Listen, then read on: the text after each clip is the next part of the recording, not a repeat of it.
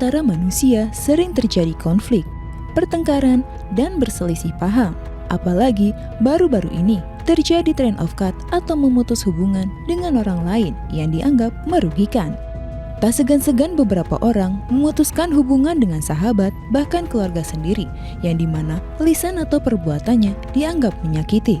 Inilah pentingnya untuk menjaga lisan atau perbuatan sehingga tidak menimbulkan pertikaian. Perkataan yang kita ucapkan seharusnya lembut dan mengutamakan perdamaian. Lalu, bagaimana seharusnya kita tetap menjaga tali silaturahmi walaupun mempunyai pemikiran yang berbeda? A'udzubillahiminasyaitonirrajim. Bismillahirrahmanirrahim. Assalamualaikum warahmatullahi wabarakatuh. Waalaikumsalam warahmatullahi wabarakatuh. Bu. Ya. Pak. Pak. Lemes banget ini. Sekali lagi. Bu. Ya. Pak. Saya pantun boleh? Boleh. Beli tomat di Rempoa. Pulangnya mampir ke Pinang Sia. Salam hormat buat ibu bapak semua. Kita jumpa lagi di Cahaya Hati Indonesia. Alhamdulillahirabbil alamin. Puja dan puji kita panjatkan atas kehadirat Allah Subhanahu wa taala. Tidak lupa kita berikan salawat dan salam kita kepada junjungan kita, manusia yang mulia, Nabi besar Muhammad sallallahu alaihi wasallam beserta keluarga, sahabat dan umatnya yang setia hingga akhir zaman. Tema kita adalah hubungan antar manusia yang sering kali terjadi konflik. Akarnya adalah kita nggak ngejaga hubungan dan nggak menghargai tetangga kita. Nah, untuk ngebahas ini sudah hadir bersama kita guru kita Al-Mukarram Ustadz Jumharudin. Assalamualaikum warahmatullahi wabarakatuh. Waalaikumsalam warahmatullahi wabarakatuh. Kiai, maaf ya saya diri ya Kiai di sini ya Kiai ya. Mohon izin. Silakan. Kiai, ini kan ngomongin tentang hubungan antar manusia ya. Seringkali kita paham manusia itu harus jaga ukhuwah. Apalagi umat Islam diingetin di dalam surah Al-Hujurat ya kan, innama mu'minuna ukhwatun, bahwa sesungguhnya umat mukmin itu bersaudara gitu. Tapi seringkali dalam kehidupan kita maaf banget, kadangkala Kiai, jangankan ngobrol, lihat mukanya aja ada aja yang kita nggak demen. Padahal baru lihat mukanya doang. Ada yang begitu ada? Mana orangnya? Gimana Kiai kita bisa menjaga ukhuwah? Tentunya juga menjaga hubungan antar manusia yang mana seringkali terjadi konflik apalagi saat-saat ini. Silahkan Kiai Fadol. Assalamualaikum warahmatullahi wabarakatuh. Waalaikumsalam warahmatullahi wabarakatuh. Alhamdulillah alladzi allafa baina qulubina fa asbahna bi ni'mati ikhwana. Allahumma salli wa sallim wa barik ala nabiyyina Muhammadin Barangkali sallallahu alaihi wasallam wa ala alihi wa ashabihi ajma'in, amma ba'd. Jamaah Masjid Baitur Rahim yang mudah-mudahan semuanya diberkahi oleh Allah Subhanahu wa taala. amin. Dan host kita Mas David Kholik, semoga Allah senantiasa menjaga beliau. Amin. Di dalam surat Al-Hujurat ayat 9 Allah berfirman, Bismillahirrahmanirrahim. Allah. Wa in ta'ifatani minal mu'minina qatatalu fa aslihu bainahuma. فإن بغت إحداهما على الأخرى فقاتلوا التي تبغي حتى تفيء إلى أمر الله. Allah. Adem apa adem? Pantesan matanya merem sebelah. Wa in ta'ifatani, jika ada dua kelompok orang yang beriman iqtatalu, berselisih paham, bertengkar, berkelahi, bahkan sampai berperang. Dan ayat ini menggunakan kata in. In dalam bahasa Arab itu menunjukkan jarang terjadi. jarang terjadi. Berarti indikator keimanan seseorang biasanya dia jarang berantem sama orang lain. Itu indikator orang yang beriman. Karena orang beriman itu mampu menjaga lisan. Man kana yu'minu billahi wal yaumil akhir falyakul khairan aw liyasmut. Siapa yang beriman kepada Allah dan hari akhir, berkata baik atau diam. Dia pandai menjaga lisan. Artinya jarang, makanya menggunakan kata in. Kalau idza itu berarti kemungkinan besar terjadi kalau idza. Idza jaa nasrullahi wal fath. Apabila datang pertolongan Allah. Pertolongan Allah itu kemungkinan besar terjadi. Tapi kalau menggunakan kata in, berarti orang yang beriman kemungkinan kecil jarang bertikai dan konflik. Nah, apabila terjadi konflik menurut ayat 9 ini, maka hendaklah pihak yang tidak masuk dalam konflik ini fa aslihu bainahuma, jadilah juru damai. Insya Allah kalau setiap ada yang konflik kita nggak ngomporin, insya Allah damai. Betul atau tidak nih? Ini A sama B berantem cekcok. Coba kalau masing-masing kita ikut berperan untuk mendamaikan, maka yang akan terjadi insya Allah tidak akan terjadi konflik.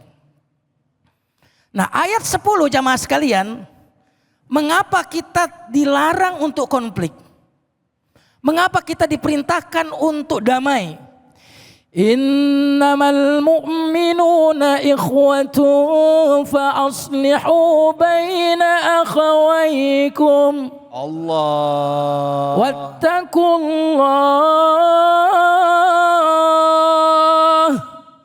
Wattaqullaha la'allakum turhamun. Allah. Kenapa kita perlu mendamaikan? Kenapa kita jangan konflik? Jawabannya innamal mu'minuna ikhwah. Karena sesungguhnya orang yang beriman itu ikhwah, saudara. Bersaudara. Yang membuat kita konflik, kita saudara tapi tak ada persaudaraan, itu konflik tuh. Kalau kita punya saudara dan menunjukkan persaudaraan, itu surga. Udah saudara, menunjukkan persaudaraan. Bukan saudara tapi menunjukkan persaudaraan. Happy, bahagia. Saudara tapi tidak menunjukkan persaudaraan, neraka. Setuju atau tidak? Nah, jamaah sekalian yang dimuliakan Allah Subhanahu wa taala. Apa arti ikhwah? Ikhwah itu sebenarnya saudara kandung. Mestinya orang yang beriman ini tidak disebut ikhwah tapi ikhwan. Ikhwan saudara yang tidak kandung. Tapi Allah ingin mengibaratkan bahwa hubungan sesama orang yang beriman itu seperti saudara kandung. Kira-kira kalau saudara kandung ada akhirnya enggak? Ada batasnya enggak? Kalau dia jahat sama kita tetap saudara enggak? Kalau dia pelit sama kita tetap saudara atau tidak? Kalau dia cuek sama kita tetap saudara atau tidak? Maka Allah menamakan antar kita sesama beriman. Tidak dinamakan dengan ikhwan, tetapi dinamakan dengan ikhwah, yang artinya seperti saudara kandung. Subhanallah. Sekaligus ayat ini ingin mengatakan ciri orang yang beriman senantiasa dia merasakan persaudaraan dengan orang lain. Jamaah sekalian yang dimuliakan Allah Subhanahu wa taala. Lalu Allah tutup ayat itu wattaqullah. Bertakwalah kepada Allah. Ini enggak bersaudara ini. Harus nyender. Harus nyender ya. Bertakwalah kepada Allah, taati Allah. Kenapa? Gara-gara pecah saudara itu gara-gara kita bermaksiat. Gara-gara ada yang melanggar syariat Allah. Maka kalau kita sama-sama takwa, insya Allah kita akan terjadi persaudaraan itu akan terjaga. Biasanya persaudaraan pecah karena kita bermaksiat kepada Allah Subhanahu wa taala. Tidak menjaga lisan, tidak menjaga silaturahim, tidak mentaati syariat Allah, itulah yang membuat kita bermusuhan. Lalu ayat berikutnya, kalimat berikutnya, wattaqullaha la'allakum turhamun. Takwalah kepada Allah, jalin silaturahim agar kalian mendapatkan rahmat. Ini menarik sekali. Berarti kalau orang memutuskan hubungan, rahmat terputus dari orang itu. Ya. Makanya kenapa hubungan kita disebut dengan silaturrahim. Silah artinya nyambung, rahim dari kata rahmat. Mengapa Allah tidak menyebutkan silatun nas? Hubungan sesama manusia. Allah ingin mengatakan hubungan kita semua, hubungan yang Allah namakan dengan namanya, hubungan yang sakral. Aku namakan hubungan kita, hubungan kalian dengan yang lain, aku namakan dengan namaku, kata Allah. Namaku Ar-Rahman, namaku Ar-Rahim. Aku namakan hubunganmu dengan yang lain dengan namaku Ar-Rahim. Agar apa? Kalau engkau sambung, aku sambungkan rahmatku kepadamu. Kau putuskan hubungan, aku putuskan rahmatku kepadamu. Ya Allah. Makanya kalau ada di sini orang udah kerja keras, banting tulang, tukang daging. Banting tulang. Iya banting tuh. Tukang daging, iya. Kerja keras, banting tulang, bisnis luar biasa. Tapi kok nggak sukses-sukses? Jangan-jangan Anda memutuskan silaturahim. Maka Allah putuskan rahim rahmatnya. Boleh jadi ada yang sakit sudah berobat kemana-mana nggak sembuh-sembuh. Ada juga yang jomblowati terus nggak dapat jodoh. Boleh jadi Anda memutuskan silaturahim. Rasulullah bersabda, la tanzilur rahmah ala qaumin bihim qati'ur rahim. Tidak akan turun rahmat Allah kepada suatu kaum yang memutuskan silaturahim. Jadi hidup kita jadi apes. Hidup kita jadi sulit gara-gara kita memutuskan hubungan silaturahim. Bisa begitu ya Ustaz? Bisa. Makanya Allah menamakan dengan rahim. Rahim. Dalam hadis menarik. Ya. Siapa yang kepengen diluaskan rezekinya, dipanjangkan umurnya, Ya.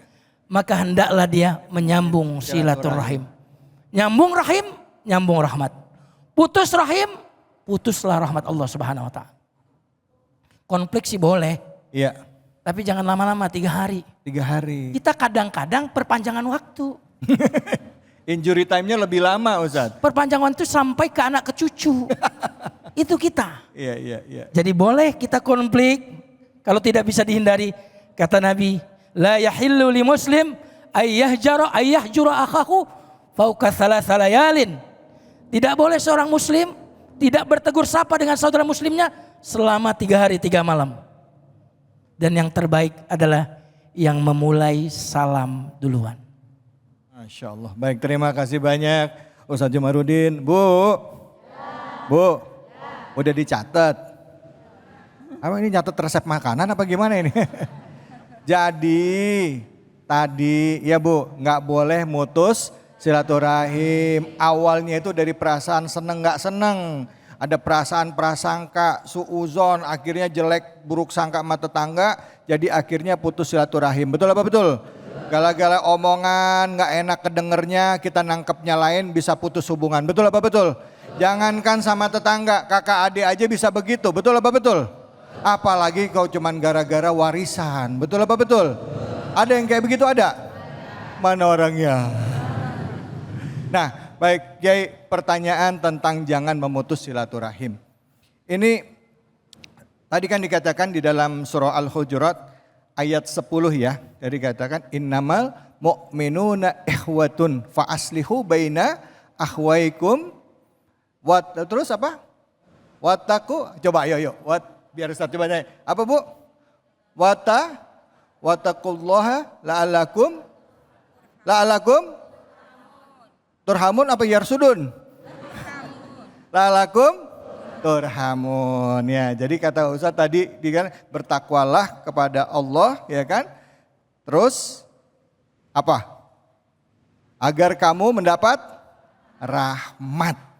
Nah, kalau kayak gitu Ustadz, kira-kira gimana dong caranya kita fa'aslihu, mendamaikan perselisihan antara 2 orang. Gimana Islam mengajarkan? Silakan. Subhanallah, ini sangat luar biasa. Bagaimana cara mendamaikan antara 2 orang yang sedang bertikai?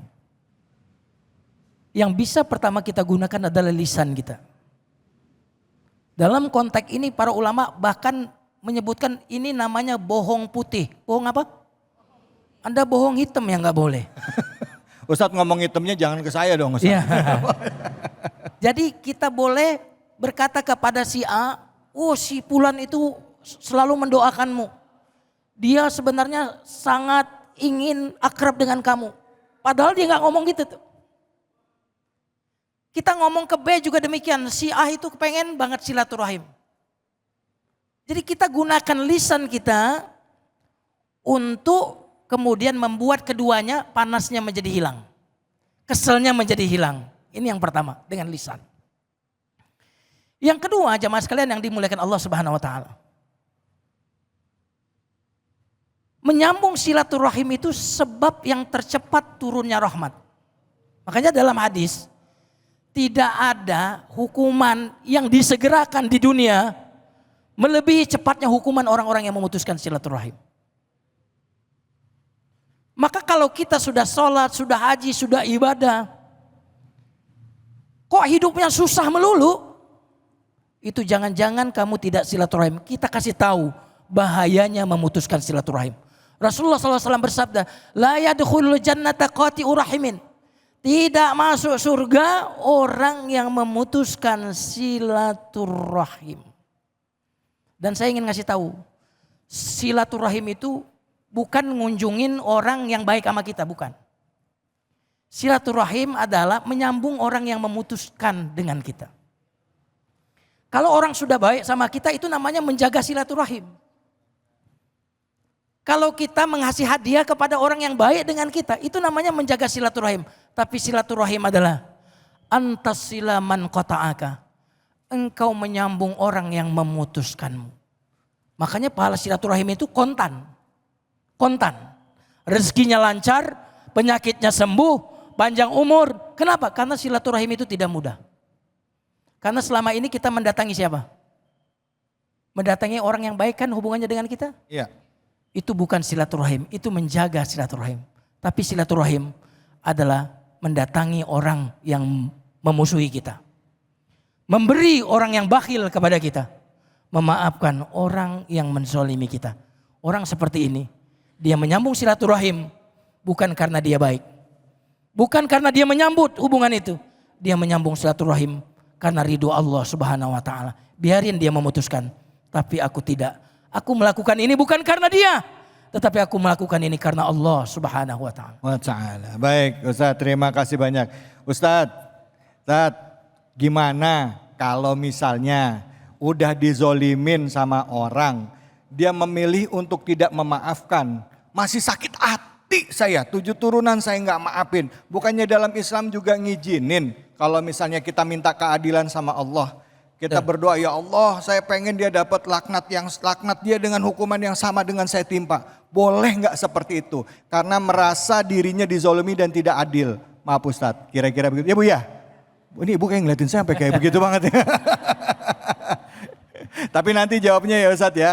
Jawabnya nanti setelah ini gantian. Abis ini ada Ustazah Lulu, nanti ada berdua. Ustazah Lulu sama Ustadz Jumarudin. Tetap di sini. Di program kesayangan kita, Cahaya Hati Indonesia.